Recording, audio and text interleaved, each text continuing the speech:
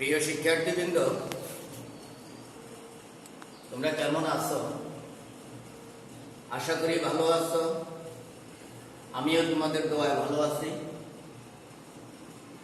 আজকে আমি তোমাদেরকে অনলাইন ক্লাস 7 এবং 6 এবং ক্লাস 7 এর ছাত্রছাত্রীদেরকে আজকের ক্লাসটা উপভোগ করার জন্য আহ্বান জানাচ্ছি।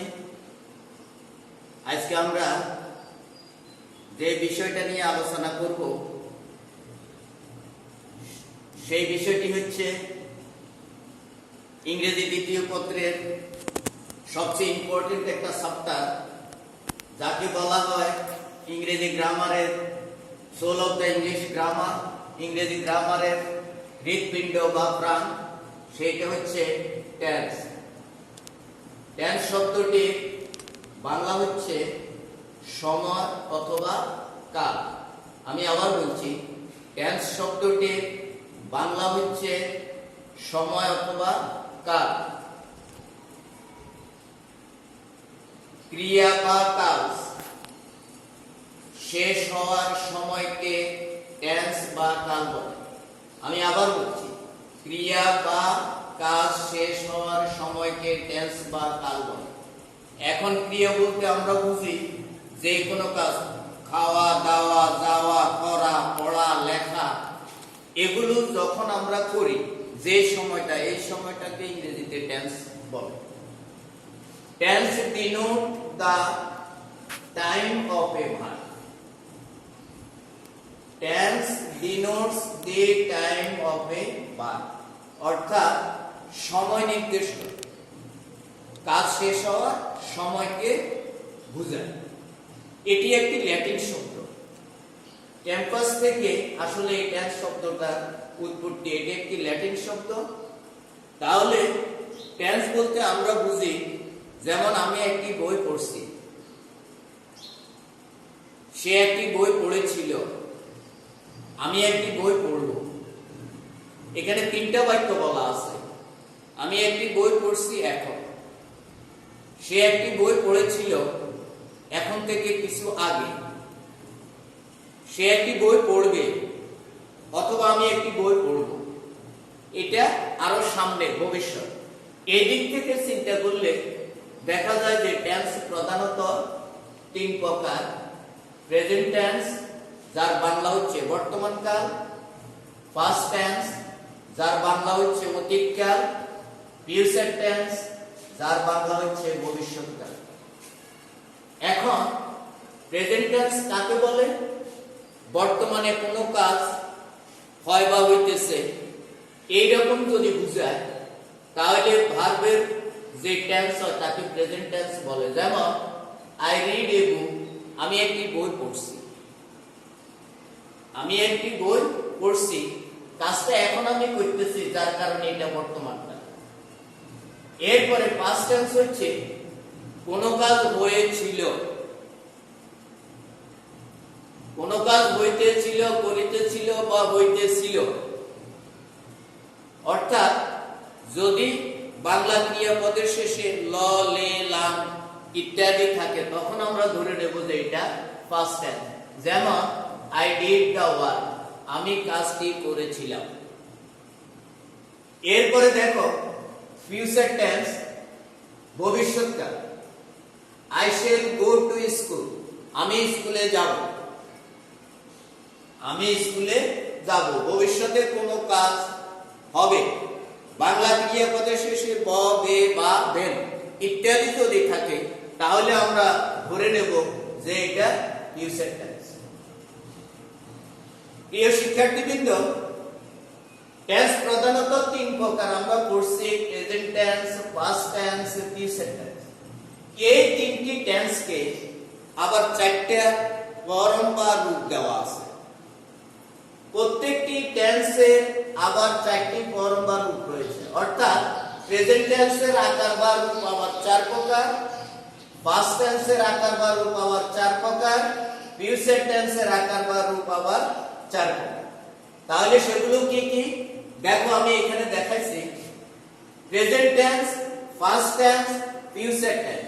পাস্ট টেন্স চার প্রকার, প্রেজেন্ট টেন্সও চার প্রকার, তারপরে ফিউচার টেন্সের আকারও আবার চারটি। কি রকম? Indefinite, continuous, perfect, perfect continuous. এটা হলো সাধারণ বর্তমান, সাধারণ অতীত, সাধারণ ভবিষ্যৎ। আর এটা হলো চলমান বর্তমান, চলমান অতীত, চলমান ভবিষ্যৎ। এটা হলো পুরাগঠিত বর্তমান, পুরাগঠিত অতীত, পুরাগঠিত ভবিষ্যৎ। এটা হচ্ছে পুরাগঠিত চলমান, দুইটা কাজ, পুরাগঠিত চলমান, চলমান বর্তমান, তারপরে পুরাগঠিত চলমান অতীত, পুরাগঠিত চলমান ভবিষ্যৎ।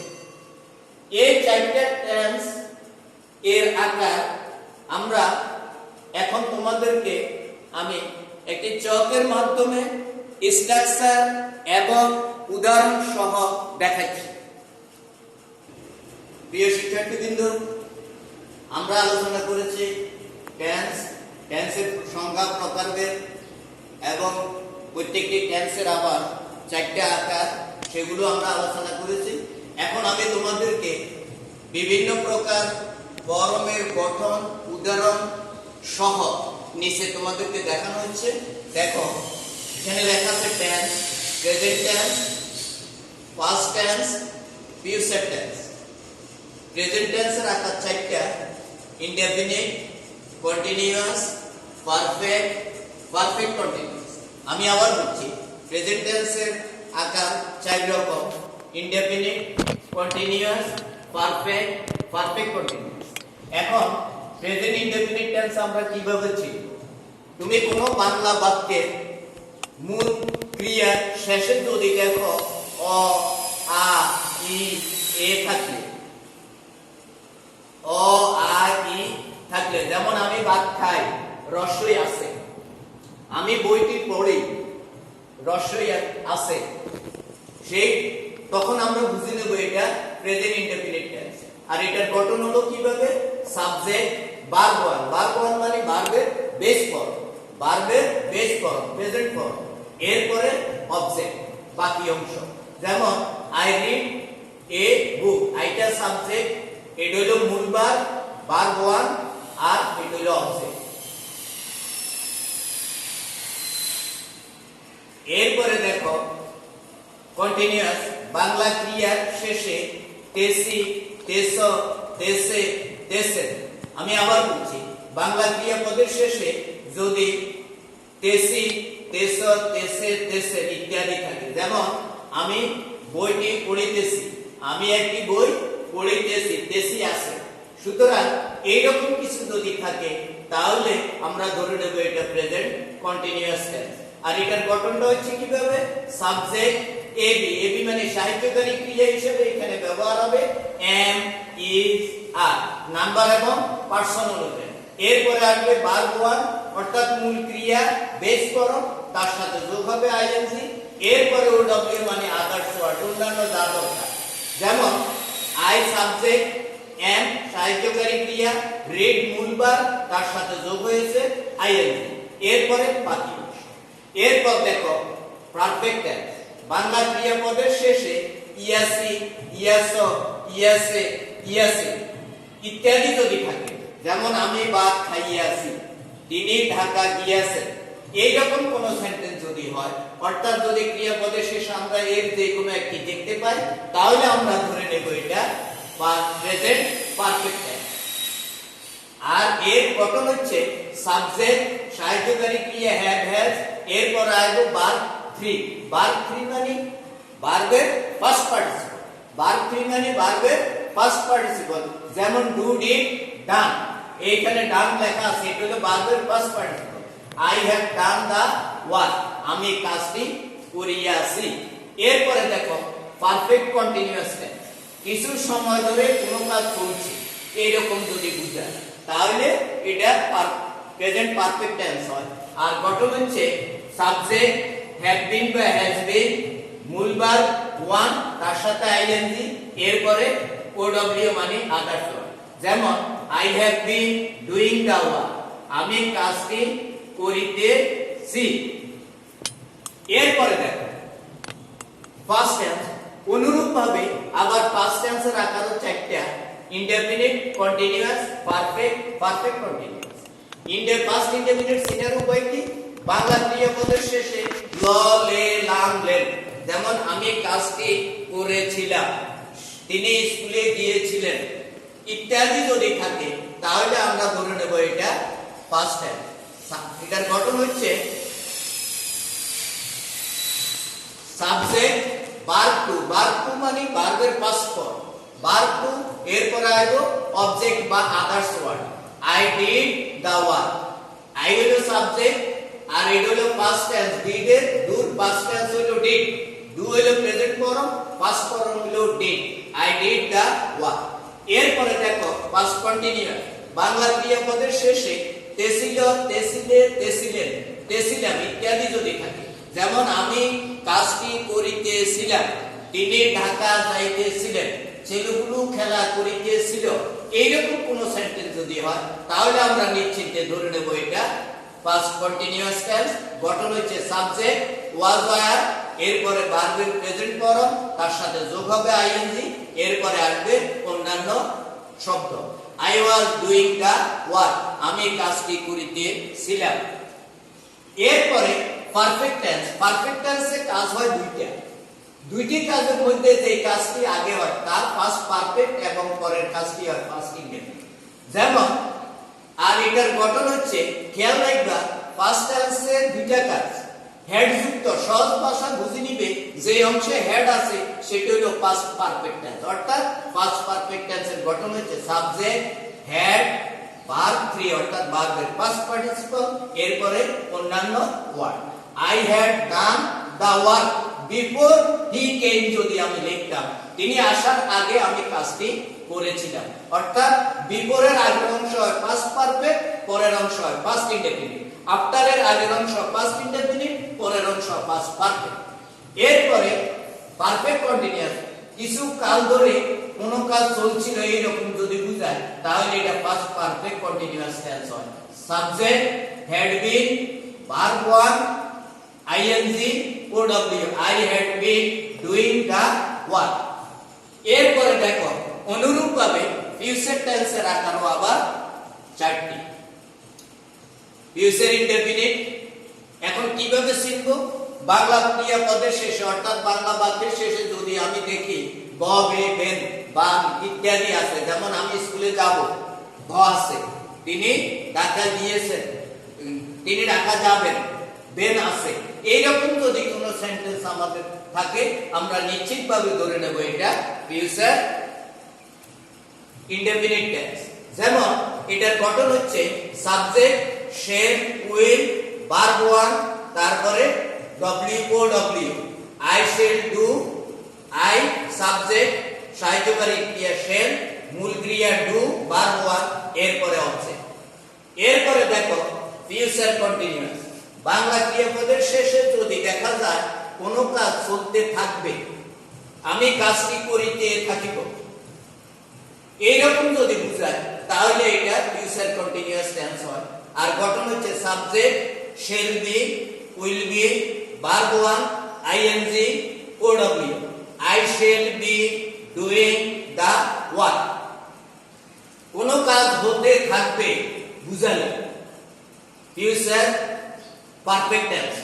ফিউচার পারফেক্ট টেন্সের গঠন হলো শেলের পরে হ্যাভ বসবে, উইলের পরে হ্যাভ বসবে, ভার্ব পাস্ট পার্টিসিপল হবে, এরপর বাকি অংশ subject shall have, verb three, object. এরপরে কোন কাজ কিছুক্ষণ ধরে চলতে থাকবে, এরকম যদি হয় তাহলে এটা হবে future perfect continuous. Subject shall have been, will have been, verb one ING, এরপরে ওডব্লিউ, I shall have been doing the work. প্রিয় শিক্ষার্থীবৃন্দ, এখন আমরা দেখলাম যে এখানে চারটা ফর্মের তিনটা টেন্সের ফর্ম হচ্ছে মোট 12টা।